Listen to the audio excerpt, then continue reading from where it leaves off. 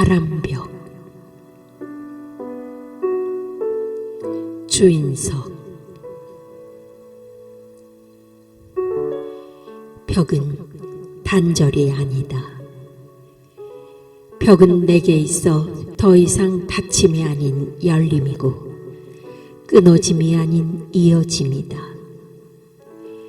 한때 벽은 나를 철저하게 고립시켰다. 묵은 수행을 시켜 보이지 않는 형벌을 주었고 가장 깊은 곳의 나와 왕래하기 전까지는 다른 어떤 것과도 통하지 못하도록 사이를 막고 떼어놓았다. 그것은 나와 세상을 엮어주기 위한 벽의 중매였고 언제까지나 외롭고 쓸쓸한 내 등받이가 되어주겠다는 벽의 언약이었다. 벽은 내 앞을 막고 있는 것 같았으나 바람이 지나가고 나면 벽은 내 어깨를 받치고 있었다. 어느 시인의 어깨를 받쳤던 그 바람벽도 시인을 바닥까지 고독하게 만들었다. 그 고독 속에서 시인은 늙은 어머니를 떠올리고 옛 애인을 그리워하게 된다. 그러다 시인은 깊은 내면과 만나게 된다. 세상에서 가장 귀한 사람은 가난하고 쓸쓸하고 외롭고 슬프게 살지만 사랑이 넘치는 사람이라는 것을 깨닫게 된다. 벽은 시인에게 존재의 소중함을 알게 해주었고 시인이 기댈 수 있는 자리를 내주었다. 우리는 살면서 한 번쯤은 시인이 되고 어떤 벽에든 우리의 등을 슬며시 맡기기도 한다. 내가 바람벽을 만난 것은 옛 도랑 한옥에서다. 도랑은 폭이 좁은 작은 개울을 말하는 도랑의 경상도 방언이다. 이 말이 구전되어 오다가 지금은 구토란으로 불리고 있다. 구토란 마을의 산골짜기로 들어서면 어느 양반가로 들어선 기분이다.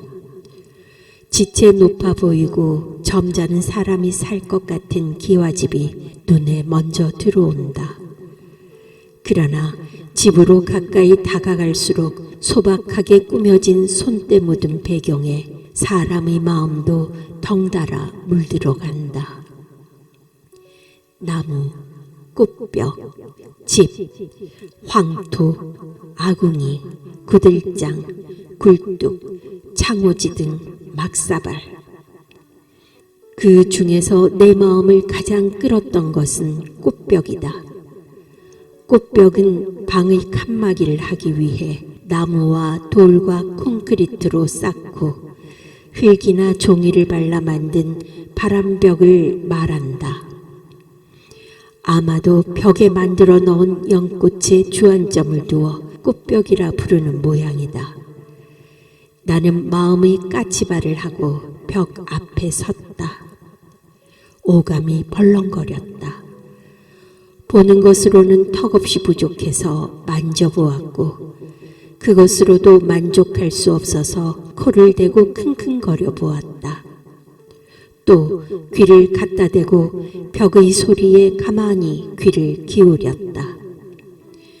카메라 렌즈를 돌려 소실점 하나를 잡았다. 흥분된 심장을 나만의 언어로 지그시 눌렀다. 이 벽은 인생의 캔버스다. 한 채 한 채 한옥의 벽을 따라 걸었다. 나는 무엇인가 끌려 들어갔다. 삶, 고독, 노송, 부용, 섬, 고개, 소통, 캔버스라는 이름자들이 하나씩 마음을 뚫고 지나간다. 이름난 예술가의 작품도 아니요 고급스러운 재료도 아니다. 흙과 함께 살아온 도공이 작가고 흙과 기와 그리고 돌, 깨진 막사발이 작품 재료의 전부다.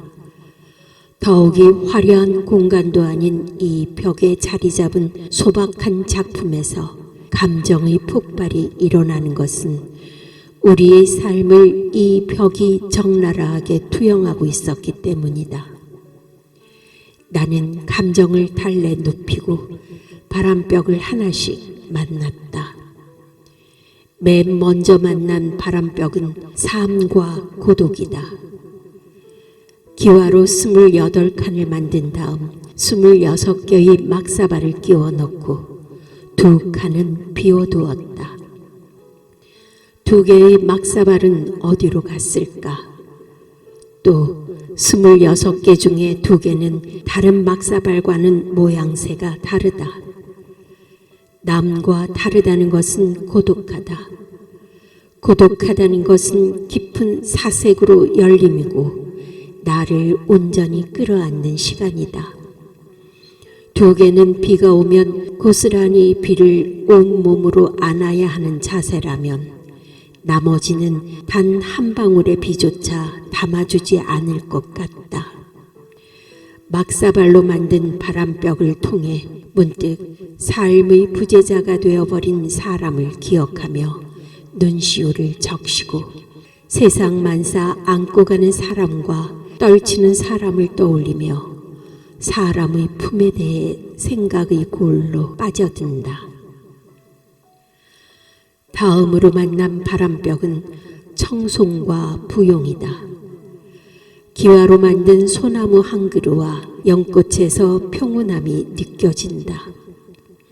삶이 녹록지 않으면 우리는 돌파구를 찾게 된다. 여행이나 수행을 하여 또 다른 공간으로 문을 열어주고 끊어질 것 같은 삶이 이어지도록 한다.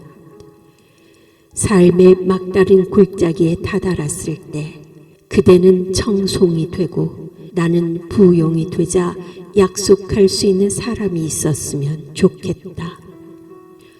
어쩌면 이 집 주인 내외가 청송과 부용이 아닌가 하는 생각을 해본다. 흙에 뿌리를 묻고 사는 흙내나는 2 사람의 삶이 아름답기만 해 보이는 것은 나도 그렇게 살고 싶음이 반영된 것이리라. 그 다음으로 만난 바람벽은 섬과 갈매기 그리고 고개다. 돌로 만든 섬 위로 갈매기 3마리가 날아간다. 사람은 물을 그리워하고 둥둥 뜨고 싶어하는 본능을 가졌다. 아마도 자궁의 추억이 무의식 속에 잠재되어 있어서 그럴지 모른다. 삶에 지치면 고립된 어느 곳으로 몸을 감추고 싶어 한다. 그래서 많은 사람들이 갈매기처럼 날아서 섬으로 휴식을 떠나는데 결국 감춤은 또 다른 열림의 몸짓이 되고 만다. 그렇게 쉬고 세상으로 돌아오면 또 다시 삶의 외줄타기 고개는 시작된다. 스트레스와 긴장이 연속된 감정의 폭력 속에는 분명 짜릿하고 황홀한 기분도 동반된다. 우리는 그것을 우리 인생의 앞과 뒤의 바람벽으로 여기며 산다. 우리 삶이 아무리 힘들어도 발걸음을 멈추지 않는 이유가 여기에 있다. 마지막으로 만난 바람벽은 소통과 캔버스다. 쇠설문을 가운데 두고 기와 줄무늬가 양쪽 벽을 메웠다.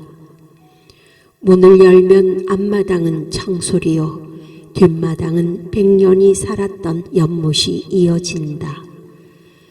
통한다는 것은 바로 이렇게 막힘이나 고임이 없는 상태다. 말이란 것은 가슴에서 밀어내고 또 밀어내도 또 고이는 빗물 같은 것이라 끊임없는 출구를 갈망하는지 모른다. 주인은 이런 감정을 읽기라도 한 것일까? 바람벽의 마지막에는 나무 틀을 짜고 기와로 멋을 낸 캔버스 한 장을 만들어 두었다. 묵혀두었던 어떤 사람과 소통하고 싶은 날, 가슴 속의 말들을 캔버스에 사정없이 쏟아 부어도 좋으리. 한옥의 바람벽을 돌아보니 한편의 인생 파노라마가 지나갔다. 아직은 쌀쌀한 바람이 마루 끝에 걸린 마지막 햇살을 돌돌 말아간다.